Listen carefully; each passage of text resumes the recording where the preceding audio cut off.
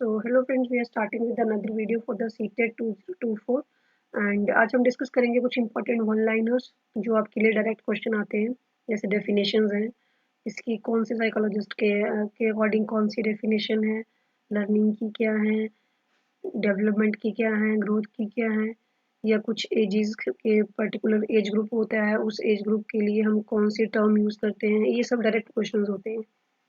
और तो हम देखते हैं कि अभी इनके लिए क्या क्या टर्म्स जो है वो यूज़ की जाती हैं। फर्स्ट ऑफ ऑल हम देख लेते हैं यहाँ पे हमारे पास जो है इम्पोर्टेंट डेफिनेशंस रिगार्डिंग लर्निंग। तो फर्स्ट ऑफ ऑल देखते हैं क्रो एंड क्रो के अकॉर्डिंग, आदत, अभिवृत्ति और ज्ञान का अर्जन करना ही अधिगमन कहलाता है। सो हम जो हैबिचुअलिटी होती है हमारे पास, हम जो है नॉलेज गेन करने को या उस चीज़ को अपनी एक डेली प्रैक्टिस में लाने को हम क्या कहते हैं, लर्निंग कहते हैं। विलियम वुडवर्थ ने क्या कहा था? विलियम वुडवर्थ अधिगम को दो परिभाषाओं में बेसिकली उन्होंने विभाजित किया है। अधिगम विकास की एक प्रक्रिया है, नवीन ज्ञान एवं नवीन प्रतिक्रियाओं का अर्जन करना अधिगम कहलाता है। नेक्स्ट हमारे पास है BF स्किनर के अकॉर्डिंग क्या है लर्निंग। तो अधिगम व्यवहार में उत्तरोत्तर अनुकूलन की प्रक्रिया है, ये कहते हैं BF स्किनर। देखिए ये डायरेक्ट लाइंस है जो आपको, जैसे आपको ये स्टेटमेंट दी जाएगी, then you have to ask कि आपके पास इसमें से कौन से जो हमारे साइकोलॉजिस्ट हैं या साइंटिस्ट हैं इनकी किसकी डेफिनेशन के अकॉर्डिंग यहाँ पे ये टर्म जो है वो सेटल बैठती है। अब उसके बाद हम बात करते हैं आइजक के अनुसार। सो आइजक के अनुसार क्या है? अधिगम नवीन स्थायी परिवर्तन के अंतर्गत सीखने की प्रक्रिया है। गेट्स के अनुसार प्रशिक्षण और अनुभव के कारण व्यवहार में आया परिवर्तन क्या कहलाता है? वो अधिगम या लर्निंग कहलाता है। कि जब हम मतलब बेसिकली जो हम अपना एक्सपीरियंशियल लर्निंग के थ्रू सीखते हैं, या हम जो अपने एक पूरा एक पर्टिकुलर में ट्रेनिंग लेते हैं बेसिकली। काल्विन के अनुसार क्या है? पहले से निर्मित व्यवहार में अनुभवों द्वारा हुए परिवर्तन को हम क्या कहते हैं? अधिगम कहते हैं। यहाँ पे हम बात करते हैं तो उन्होंने क्या कहा है कि जो हमारे पहले से जो हमने कुछ सीखे हुए हैं और उन सीखे हुए हमारे जितने भी अनुभव हैं उनको हम क्या करते हैं, सीखे हुए अनुभवों को हमें क्या करना है उसमें, कि उनमें हम चेंजेस या हम उनमें जो है वो मॉडिफिकेशन कैसे करते हैं। मॉडिफिकेशन इन द मीन्स कि हम उसमें जो है वो अपनी नई चीज़ों को सीख के उनको कैसे हम और इम्प्रूव करते हैं, तो उसको हम कहते हैं अधिगम। उसके बाद है डेफिनेशन है साइकोलॉजी की। तो विलियम वुडवर्थ के अकॉर्डिंग क्या है? मनोविज्ञान ने सर्वप्रथम अपनी आत्मा का त्याग किया, फिर अपने मन को छोड़ा और बाद में अपनी चेतना। अब कोई व्यवहार की विधि को स्वीकृति करता है। तो बेसिकली हमने पहले बताया कि हम पहले सोल की बात करते थे, देन हमने कहा है कि माइंड की बात थी, अब वो है वो बिहेवियर की बात है। वॉटसन के अनुसार मनोविज्ञान व्यवहार का शुद्ध विज्ञान है। मैक्यूग्ले के अनुसार क्या है? मनोविज्ञान आचरण और यथार्थ का विज्ञान है। BF स्किनर के अकॉर्डिंग मनोविज्ञान व्यवहार और अनुभव का विज्ञान है। क्रो एंड क्रो कहते हैं कि जो हमारी साइकोलॉजी है, मनोविज्ञान मानव व्यवहार एवं मानव संबंधों का अध्ययन करने वाला विज्ञान है। Human behaviour and human relations. Sigmund Freud के अनुसार यह अचेतन मन का अध्ययन करने वाला ध्यान है। तो हम इसमें कहते हैं कि कॉन्शियस और अनकॉन्शियस जो माइंड है उसकी स्टडी अगर हम करते हैं तो वो साइकोलॉजी में आता है। वुडवर्थ के अनुसार जीवन में आभार एवं प्रभाव देने वाली प्रत्येक क्रिया व्यवहार है। मार्गन मनोविज्ञान मानव और पशु के व्यवहार का अध्ययन करने वाला विज्ञान है।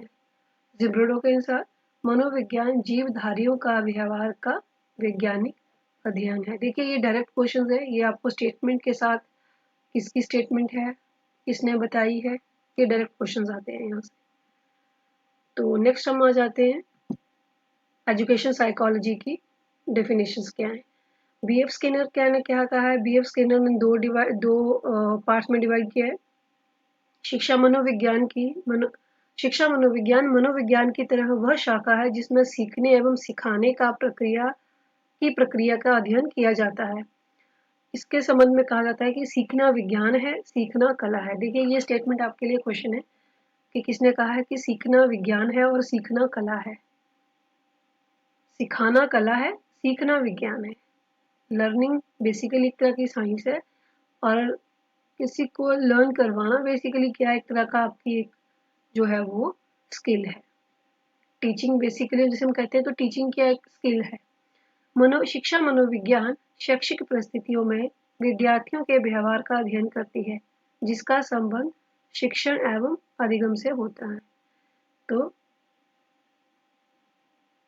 कि जैसे हम बात करते हैं कि हम यहाँ पे एजुकेशनल जो सिचुएशंस होती हैं या हम एक तरह का वैसा इन्वायरमेंट होता है जहाँ पे हम बच्चों के बिहेवियर के बारे में देखते हैं, तो जिसको हम क्या कहते हैं एजुकेशन साइकोलॉजी। स्टीफन क्या कहते हैं? स्टीफन के अकॉर्डिंग शिक्षा मनोविज्ञान शैक्षिक विकास का क्रमबद्ध अध्ययन करती है।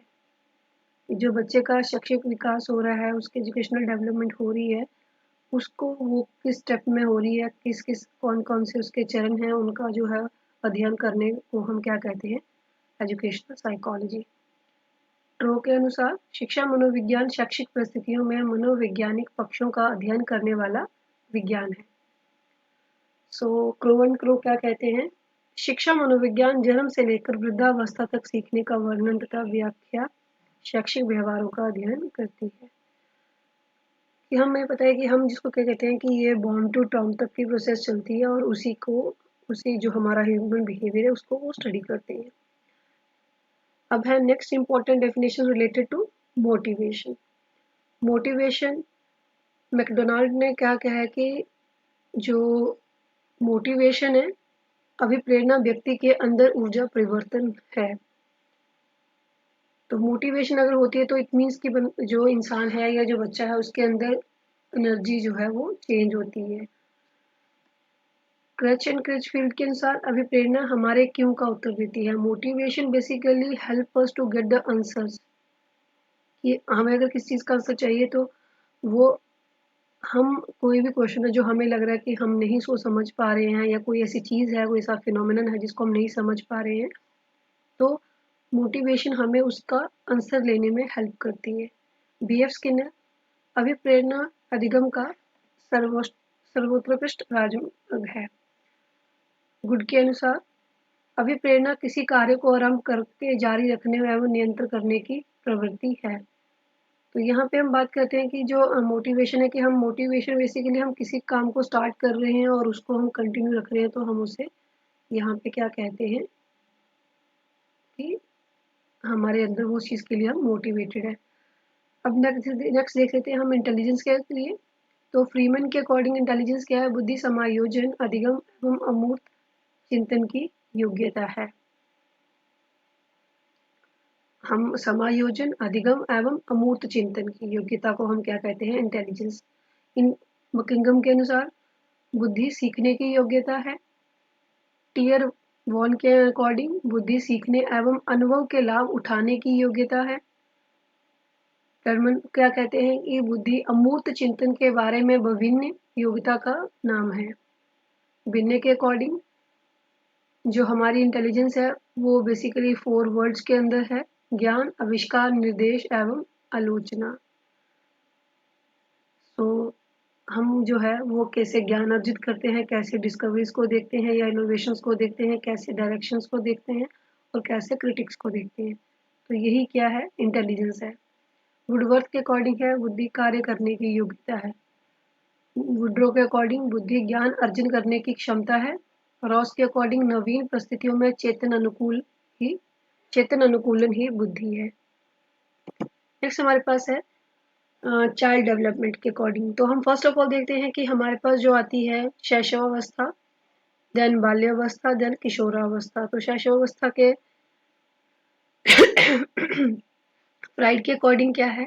बालक को जो बनना होता है वह प्रारंभिक 4 से 5 वर्षों में बन जाता है। वैलेंटाइन के अकॉर्डिंग शैशवावस्था को सीखने का आदर्श काल कहा जाता है।